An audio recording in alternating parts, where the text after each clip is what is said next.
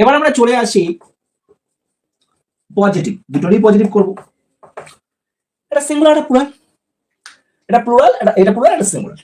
তাহলে এখানে আমরা করব এই যে করছিলাম the man in the world, এখানে ম্যান ইন দ্য ওয়ার্ল্ড, এটার শুরুতে হবে তাহলে নো আদার, এটা পয়েন্টের কথা কি হবে নো আদার, আর এর শুরুতে হবে ভেরি ফিউ।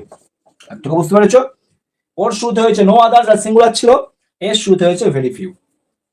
নো আদারের পর যা ছিল ম্যান ইন দ্য ওয়ার্ল্ড বসে যাবে লাস্ট পার্টটা, ম্যান ইন দ্য ওয়ার্ল্ড। এখানে ভেরি ফিউ পরে কি বসে যাবে লাস্ট পার্টটা, ম্যান ইন দ্য ওয়ার্ল্ড।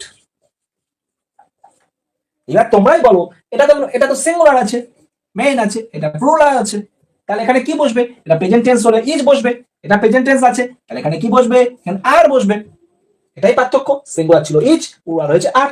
পার্থক্য বুঝতে পারছো? এখানে নো আদার দিয়ে শুরু হয়েছে, এখানে ভেরি ফিউ হয়েছে, এখানে নো আদার দিয়ে শুরু হয়েছে, আর এখানে ভেরি ফিউ দিয়ে শুরু হয়েছে। এর লাস্ট পার্ট তুলে দিয়েছি, তারপরে ইজ বসেছি, এর লাস্ট পার্ট তুলে দিয়েছি, তারপর প্লুরাল ছিল আর হয়েছে, সিঙ্গুলার ছিল বলে ইজ হয়েছে। তারপর নরমালি সবারই পরে কি বসবে?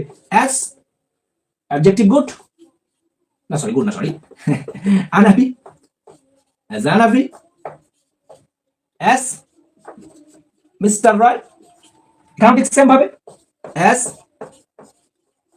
unhappy as Mr. Roy। আশা করি বুঝতে পারলে? তাহলে এখানে পার্থক্যটা কোথায়?